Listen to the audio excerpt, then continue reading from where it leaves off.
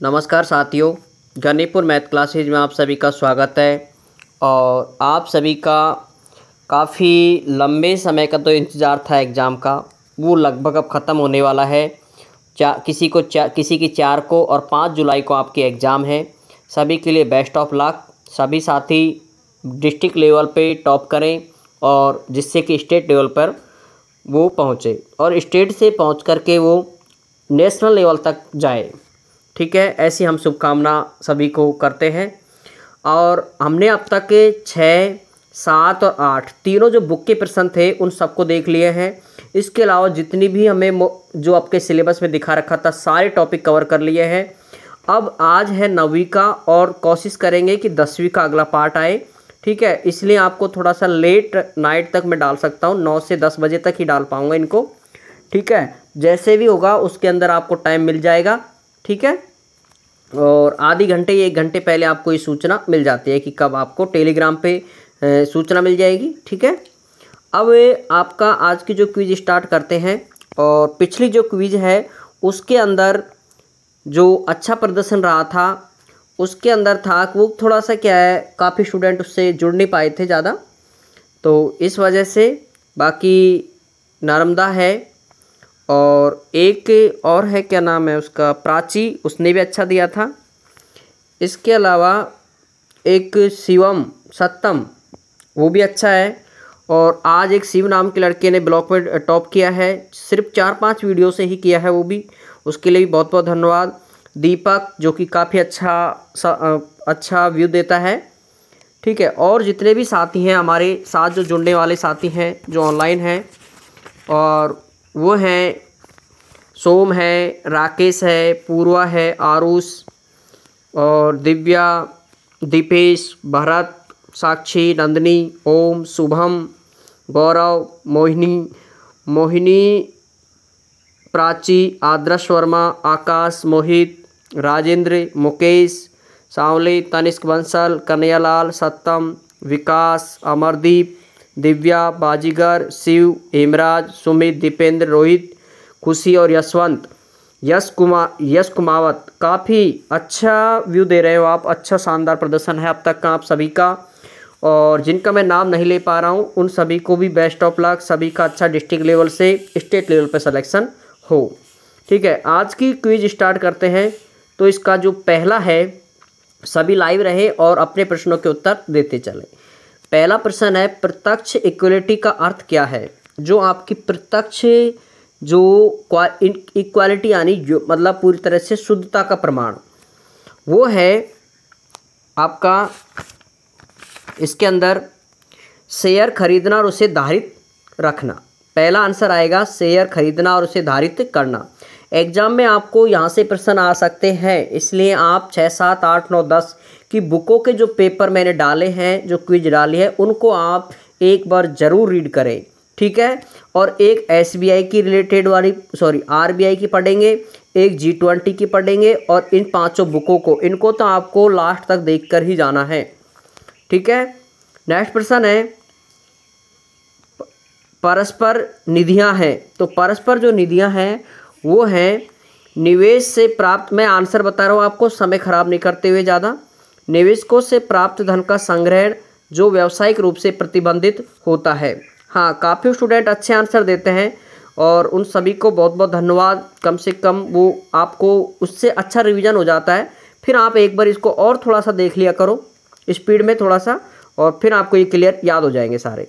Brand है, brand क्या होता है? ब्रांड है एक निश्चित आय वाला निवेश। ध्यान रखो, ब्रांड एक निश्चित आय का एक निवेश होता है। निवेश यानी अपना कोई व्यापार हो सकता है, अपनी कोई कंपनी का एक प्रोडक्ट हो सकता है, जैसे आपने कोई खिलौने बनाने की एक शॉप खोल ली या फिर पतंग बनाने की, तो ये अपना एक निवेश है। ठीक है, एक व्यापार। सोना है, सोना क्या होता है? सोना विश्वसनीय और ज्ञात प्रतिफलों को सुरक्षित निवेश है। तो सोना है वो है निवेश का परंपरागत पसंदीदा विकल्प। गया आंसर आएगा इसका। जो सबसे लंबा जो पसंदीदा तरीका है वो है सोना। सोने का एक ऐसा व्यापार है जिसे आप लाइफ टाइम तक, बहुत ही लंबे समय तक आप उसे चला सकते हैं। नियतावधि जमा है, इसका जो आंसर है, ऐसे प्रश्न आपसे पूछे जा सकते हैं, इनको थोड़ा सा ध्यान रखेंगे आप। जो है वो है विश्वसनीय एवं ज्ञात प्रतिफलों का सुरक्षित निवेश। ध्यान रखेंगे आप, विश्वसनीय और ज्ञात प्रतिफलों वाला सुरक्षित निवेश। ऐसे प्रश्न वेरी वेरी मोस्ट है, ध्यान रखेंगे आप, क्योंकि ऐसे प्रश्न आपके एग्जाम में पूछे जा सकते हैं। नेक्स्ट प्रश्न, IRDAI, इसकी फुल फॉर्म बतानी है, कमेंट्स करें। ये काफ़ी फेमस प्रश्न है, ये काफ़ी बार बता चुके हैं। हाँ, काफ़ी स्टूडेंटों का सही आ रहा है, ठीक है बेटा, वेरी गुड।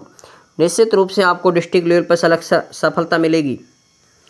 इसका जो आंसर है वो आएगा C, insurance regulatory and development authority of India. अगला है IRDA, इसी में IRDA में कुल कितने सदस्य हैं, ये मैंने आपको बताया था पिछली क्विज के अंदर। इससे भी आप कमेंट्स करें कितने हैं इसके जो टोटल सदस्य हैं वो आते हैं 10, ठीक है, डी आंसर। नेक्स्ट प्रश्न, IRD के सदस्यों की नियुक्ति कौन करता है, तो इसकी नियुक्ति ध्यान रखो, राष्ट्रपति नहीं करता है, योजना आयोग भी नहीं करता है, वित्त मंत्रालय भी नहीं करता, भारत सरकार करती है। अब आपको मैं भारत सरकार के बारे में थोड़ा सा बता देता हूँ, क्या होती है भारत सरकार, ठीक है। देखो यहाँ पर भारत सरकार के अंतर्गत, यहाँ लिखेंगे आप सरकार, ठीक है, इंडिया। थोड़ा सा यहाँ पर बता रहा हूँ, फिर मैं आपको इसमें आपसे मिटा दूंगा, ठीक है। चलो इसको मैं थोड़ा सा यहाँ ले लेता हूँ ऐड पेज। देखो यहाँ पर भारत सरकार, इंडिया गवर्नमेंट होती क्या है, इसके बारे में थोड़ा सा मैं आपको बता रहा हूँ यहाँ पर, ठीक है। देखो इसके अंदर 3 चीज़ हैं, थोड़ा सा ध्यान रखेंगे आप। एक होती है लोकसभा, एक होती है राज्यसभा, ठीक है, और इसके साथ में जुड़ता है राष्ट्रपति। इन तीनों से मिलकर के बनती है भारत सरकार, इंडिया गवर्नमेंट, ठीक है। इस चीज़ को आप ध्यान रखेंगे, इन तीनों से मिलकर के भारत सरकार बनती है। तो ये निर्धारण करती है कि इनके कौन से सदस्यों की नियुक्ति की जाए। अब देखो इससे हो गया, ये आपको समझ आ गया होगा इंडिया सरकार वाला। देखो आगे ये कह रहा है IRD का मुख्य कार्य क्या है, तो ये कार्यों को जरूर आप ध्यान रखेंगे। पॉलिसी धारकों के हितों की रक्षा करना है इसका कार्य, बीमा कंपनियों का पंजीकरण और विनियमन है, ग्रामीण क्षेत्रों समाज के संवेदनशील वर्गों के लिए बीमा सुरक्षा सुनिश्चित करना है। तो ये सभी इसके कार्य हैं, आप जरूर ध्यान रखें इसको थोड़ा सा। वर्ष 2013 के अंत तक देश भर में खालिस्तान बीमा कार्यरत हैं, ये आपको बुक में अच्छे से दिखा रखा है। इसका जो आंसर है वो है 17,861, डी आंसर। नेक्स्ट प्रश्न, भारत में बीमा का प्रवेश है, तो ये थोड़ा सा ध्यान रखेंगे आप, 3.96%। बुक में आपको ये दिखा रखा है 3.96%। मैं जो भी आंसर दे रहा हूँ आपको, जो बुक दे रखी है आपको, ठीक है, हिंदी में है, इंग्लिश में है, मैं आपको यहाँ पर हिंदी में ही बता रहा हूँ सारी चीज़ें, ठीक है। और आपके भी हिंदी मीडियम ही रहेगा, कुछ स्टेटों में इंग्लिश रह सकता है जिनकी लैंग्वेज इंग्लिश हो।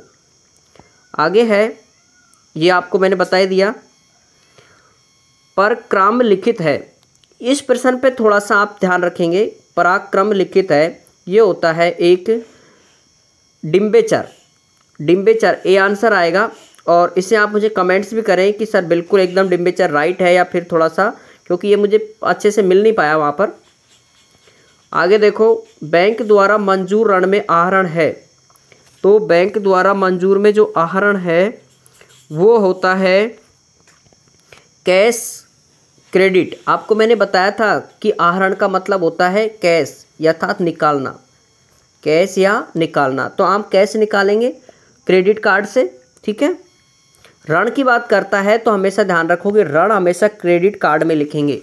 और ब्याज और या किसी और चीज़ की बात करता है तो वो डेबिट कार्ड हो सकता है, लेकिन ऋण हमेशा क्रेडिट पे ही मिलेगा।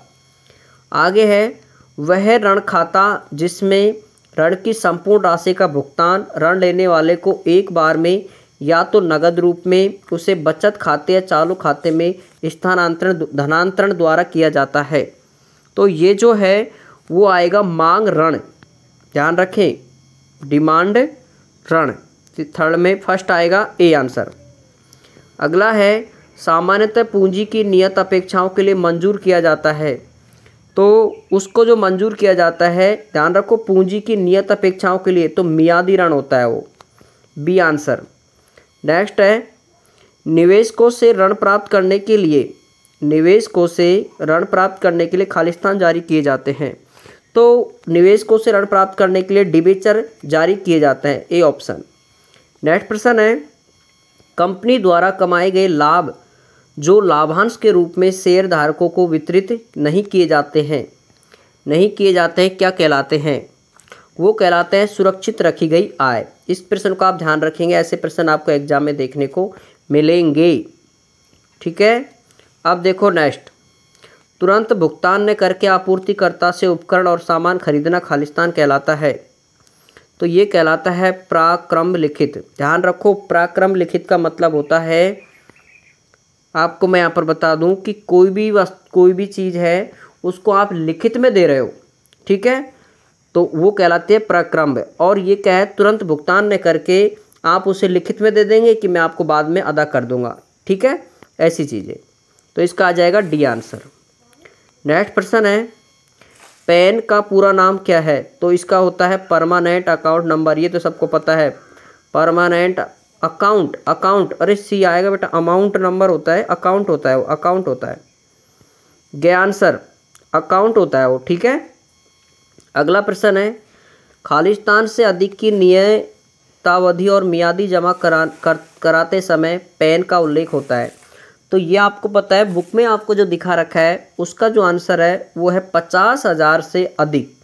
50,000 से अधिक आप कोई राशि जमा कराएंगे तो आपको पैन कार्ड की ज़रूरत पड़ती है, और ये आपने बैंक में भी देखा है। नेक्स्ट प्रश्न है पैन की उन लोगों की आवश्यकताएं नहीं होती है जिनके पास, ध्यान रखो इसमें वेरी अच्छा प्रश्न है, आप किसानों के लिए है। तो इसका जो आंसर आएगा वो आएगा कृषि आय।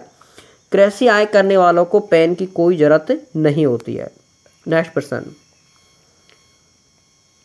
ये है शिकायत निवारण में IRDA की भूमिका क्या है? तो इसका जो आंसर आएगा वो आएगा उपरोक्त सभी। ये आप सभी ध्यान रखेंगे, बीमाकर्ताओं के खिलाफ शिकायत का समाधान और समयबद्ध की निगरानी।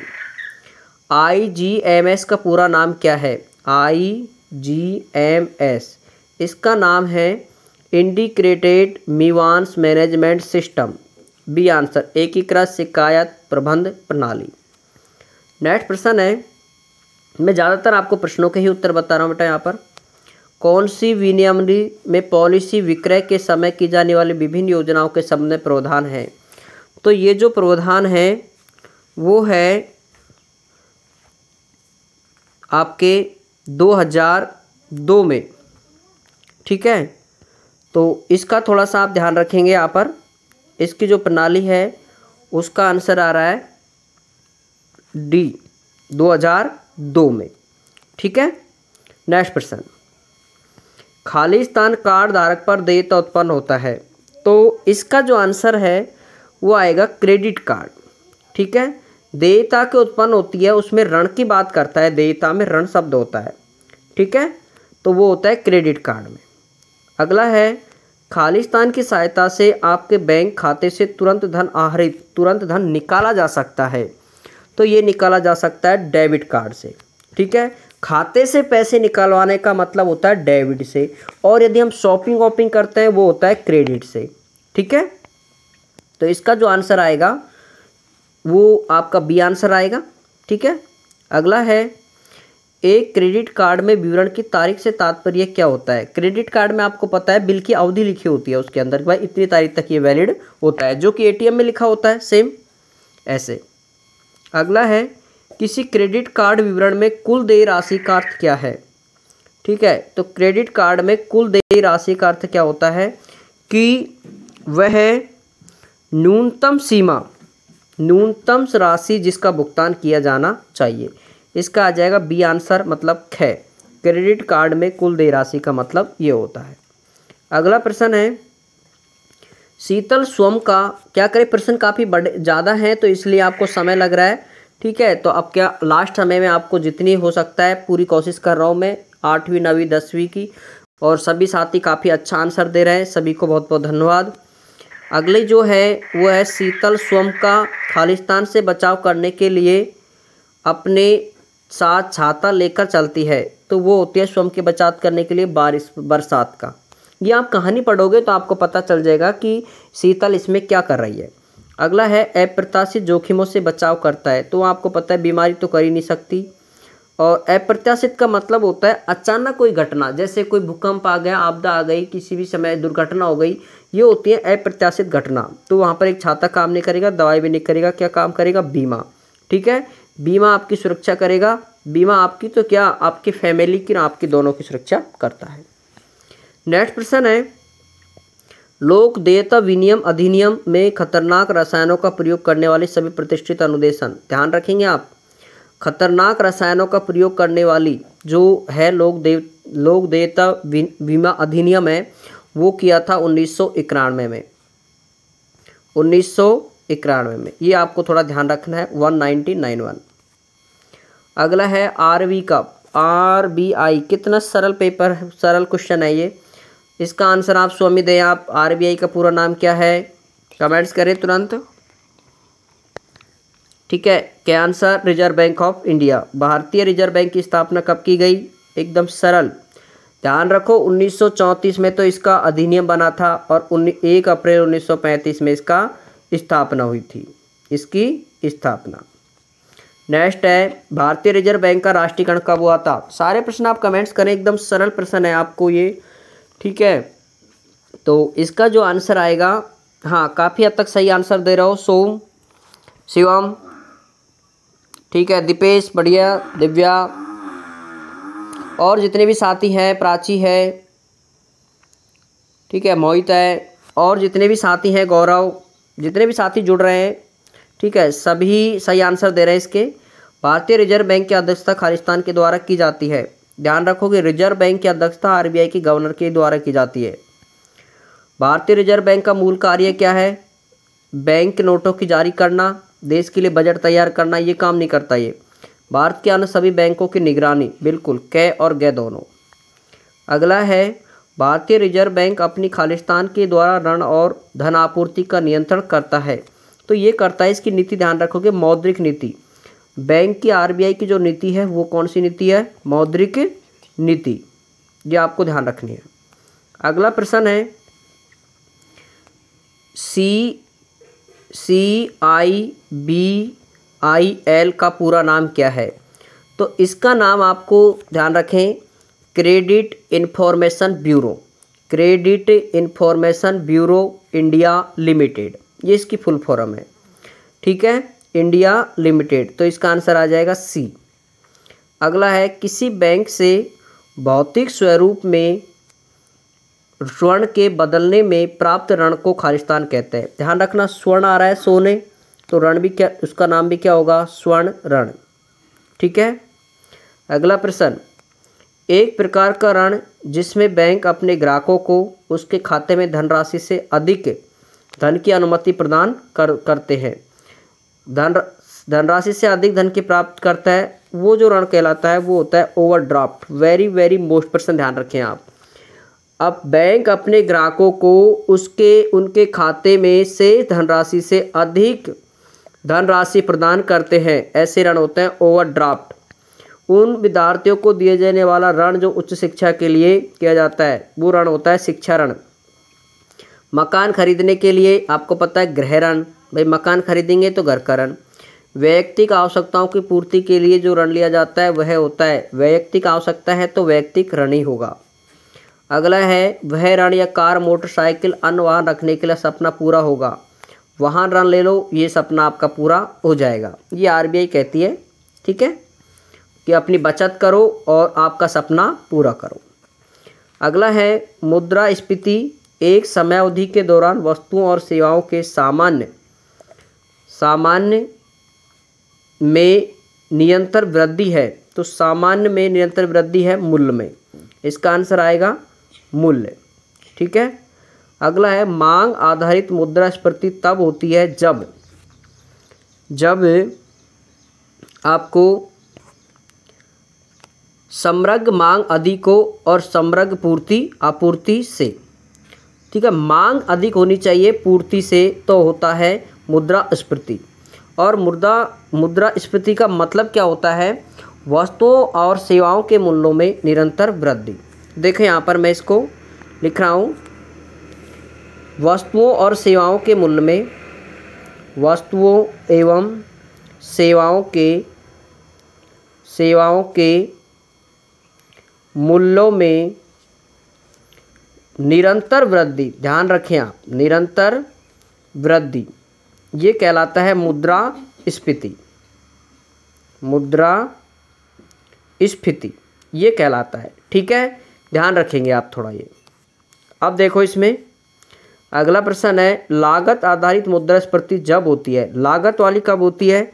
जब निर्विष्टियों के मूल्यों में क्या हो? वृद्धि। ये आपको सारे प्रश्न बुक में हैं और उन्हीं के आधार पर मैं उनको जवाब दे रहा हूँ, बस आपको वहाँ ढूंढने की जरूरत नहीं है, यहाँ पर आप सबके आंसर देख सकते हो। अगला प्रश्न है, खालिस्तान का अर्थ हमारे नियंत्रण के बाहर में प्रतिकूल घटनाओं के कारण हानि होने की संभावना है, तो ऐसे कहलाता है जोखिम। ठीक है, जोखिम ए आंसर। अगला है, वे घटनाएं जो जोखिम में उत्पन्न करती हैं खालिस्तान कहलाती हैं, वो कहलाते हैं बेटे खतरे, वो कहलाते हैं खतरे, जो जोखिम में उत्पन्न करते हैं खतरे, तो ख आंसर। अगला है, बीमा योजना का तत्व है कि यह है कि निधियों का संचयन जोखिमों का एक समूह, जोखिमों का समूह का अंतरित कर देती है, तो उपरोक्त सभी डी आंसर। अगला है, एक ऐसी व्यवस्था जिसके द्वारा कोई व्यक्ति उस समय के लिए आय का जारी रखना सुनिश्चित कर सकता है, कतिपय घटनाएं जीविका अर्जन की उसकी क्षमता भंग कर देती है, तो ये होती है बीमा। ख आंसर आएगा इसका, बी आंसर। बीमा व्यवसाय खालिस्तान और साधारण बीमा में वर्गीकृत है, तो बीमा है वो जीवन बीमा में और साधारण बीमा में दो भागों में विभक्त होता है।